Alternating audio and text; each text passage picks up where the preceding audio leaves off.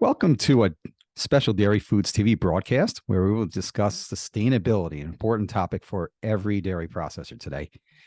I'm Brian Burke, editor in chief of Dairy Foods Magazine. Today, joining me is Hannah Stefenoni, producer relations manager at Clover Sonoma.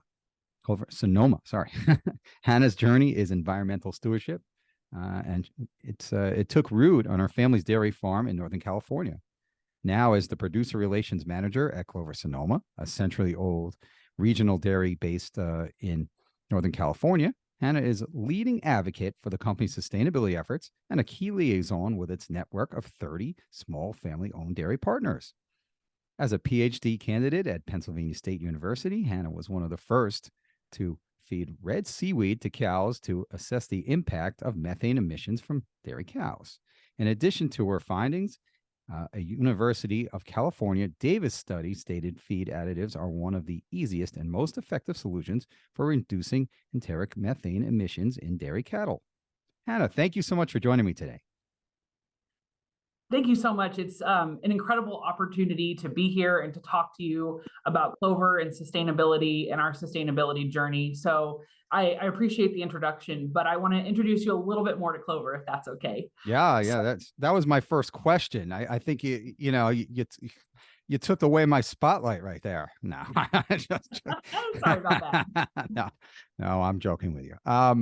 Yeah, I wanted to ask you first, in all seriousness, if you could tell us a little about Clover Sonoma and the products that you offer.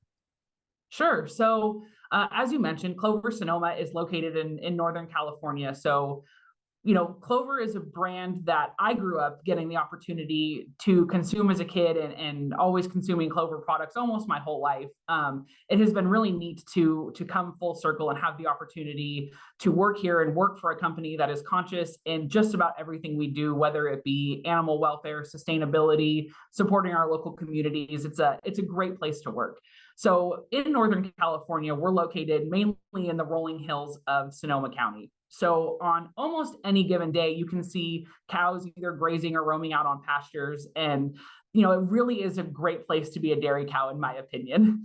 But I just wanted to mention, like you said, we have 30 independently owned small family farms, both conventional and organic. And we believe that our organic dairies have and manage the largest network of organic and regeneratively farmed and managed land in California that spans over 25,000 acres. And that is really where, our incredible product line starts. It is with our dairies, some of who have been in business for 6 or 7 generations, over 100 years on some places. And just like Clover, we have partnered with them because they do take so much care for animal welfare, the land, and especially milk quality. And that is where our incredible product line starts. It is from the dairy with our producers and the incredible quality. And so our product line spans fluid milk, such as 1%, 2% whole, half and half whipping cream, all the way to value-added products like lactose-free, as well as lightly flavored milks and butter and kefir. Like, the list feels endless sometimes. Yeah, absolutely. Certainly, we're all familiar with the products, and I definitely have to make a visit there to not only get your milk but get wine while I'm at it. Right? I mean, that would be pretty good. That's quite a trip to make. So I think I'm going to add that to my list. Okay. I wanted to ask you though about to get into the sustainability efforts. It's such an important thing for so many dairy processors, but how to get there? I mean, there's a lot of dairy processors who say they have these sustainability efforts and they have these goals.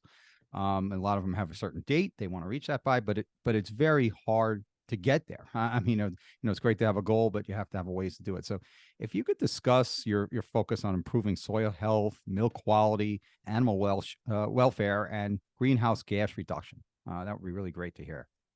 Yeah, sure. No problem. So at Clover, like, before I dive into those 4 things, at Clover, when we're talking about sustainability, we're trying to break it into 3 different sections or buckets. And so the first is healthy dairies, which I will go into. That includes those 4 things that you just said, but also various packaging innovations and operational efficiencies, and continuing to improve on that. But first, I'll talk to you about what we're coining as healthy dairies. And so when we're talking about healthy dairies, we are talking about all 4 things: the soil health, animal welfare, milk quality and greenhouse gas emissions. But in my opinion, and in our opinion, it all starts with healthy soil. So as I mentioned, we have over 25,000 acres that are organic and regeneratively managed within our network of organic dairies. And when I say regeneratively managed, I mean that we're trying to continuously improve soil health, sequester carbon, improve soil fertility. It's a pretty well-rounded way to look at it. And all of our organic dairies utilize at least 5 different regenerative practices. And I'd say the 2 most common are rotational grazing and compost application. And the goal of all of those, like I said, is to sequester as much carbon as we possibly can. But in addition to that, there are huge benefits to it. And so one of them is hopefully improved yields on farm to make it so that our producers have to rely less on off-farm inputs. And that is big, in this day and age. It's just been an incredible way to see the way that our regenerative dairies have been doing this for, really, like, it's been a buzzword for a while, but over the last 100 years that some of them have been in business, they have had to continue to sustain and regenerate the land to make sure that it can continue to provide for them day in and day out and all the way into today.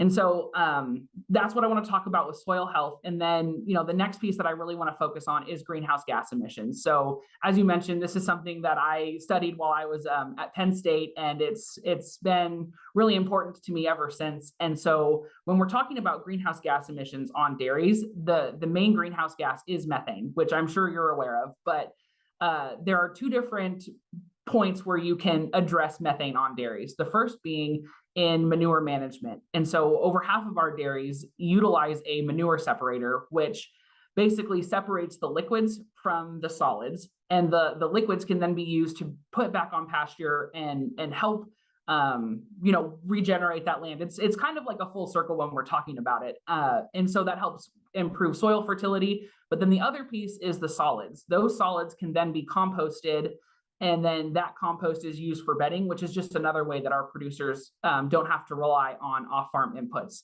In addition to those great benefits, it reduces emissions from that manure storage, pretty significantly. And so, continuing to focus on installing manure separators and the potential to do that is huge. But then the other piece is enteric methane emissions, which simply put is the emissions that come from the front end of the cow. So when you're looking at the cow as a whole and where those emissions come from, 95% of those methane emissions are belched out. And that creates a huge opportunity for us to make an impact on enteric emissions. And 2 years ago, or actually, I guess last year, we did a study with Blue Ocean Barns, or a pilot study with Blue Ocean Barns feeding a red seaweed called brominata. And we saw incredible results from that. But one of the other focuses that I have at Clover and with our dairy partners is working on making all of those animals as efficient as they can be. Over, the last quite a few decades, we have decreased the amount of carbon that is necessary for each gallon of milk, specifically from cows. But being able to identify other areas of efficiencies and making cows even more efficient and consuming less feed and producing the same amount of milk, there will be a lower carbon footprint associated with each one of those gallons. Wow. Really interesting stuff. So thank you for all that tremendous information. That's fantastic.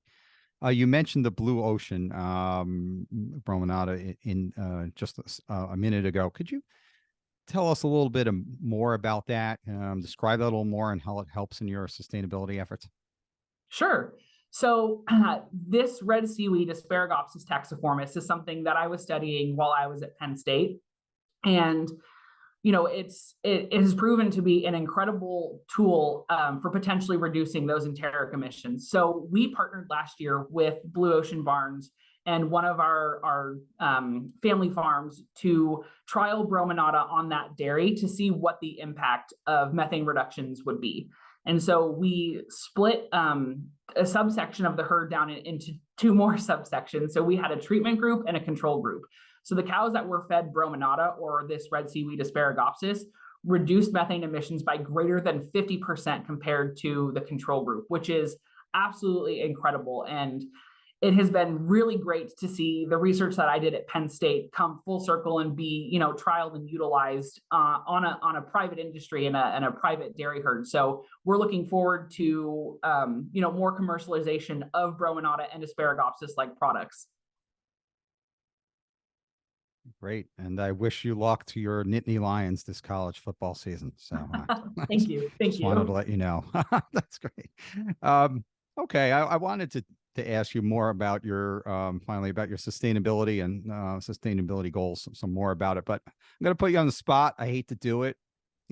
I know it's difficult, but since we're a hard-hitting news organization, I have to. Well, we're a trade magazine, maybe, but it sounded good. So I do want to ask you how soon you could reach your sustainability goals, when you could be carbon neutral. Have you set that up about these goals, and have you put out a year when you think all this can be accomplished?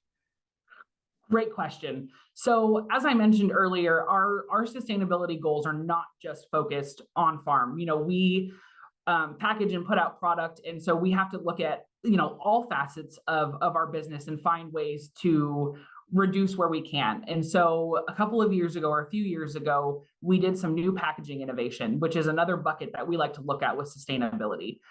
So the first one that I want to mention is that we switched from a petroleum-based liner in our paperboard cartons to a renewable sugarcane liner, and the emissions association or emissions reductions associated with that is greater than 15%. So that's a great step in the right direction. And then the second piece that I want to mention is that we were the first to utilize a 30% post-consumer recycled plastic jug.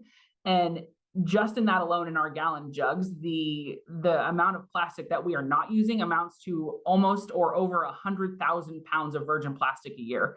It's really incredible what we have been able to do. And we're not stopping there. We're looking at various other packaging innovations and what we can do and where we can reduce our impact. And the same with our operational efficiencies. And so when I'm thinking about Clover's, sustainability path and where we're going, I don't think it should just be about carbon emissions. I think it needs to be how we can improve our impact on the entire planet. So it is including, the use of non-renewable or limiting the use of non-renewable resources and switching to renewable resources. It's also looking at where we can reduce the amount of water that we use in our plant as well as on our farms, while also looking at greenhouse gases and also looking at our impact on soil health. And where I'm interested in what we talk about every day is making sure that we're leaving the planet better than we did the day before. And so when we're walking down our sustainability path, that is kind of what we are going towards.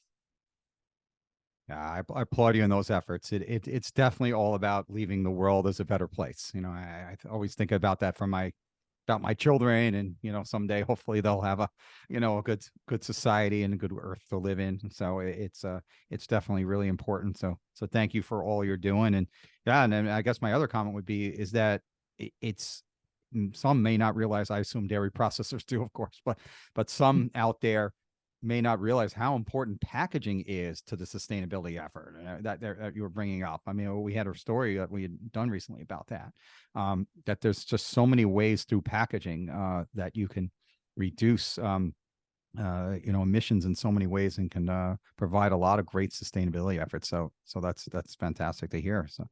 Oh, great. Well, thank you so much, Hannah, for joining me today. I really appreciated all your efforts and the great information you provided about sustainability, which is, as I said at the beginning, such an important topic for dairy processors today.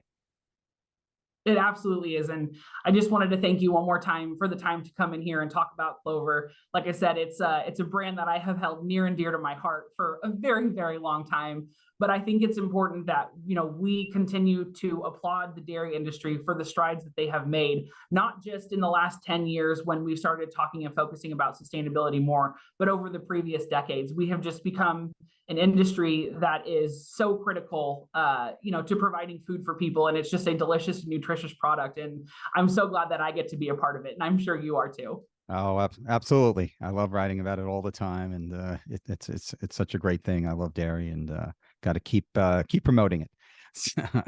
So thank you so much. I appreciate it. Thank you.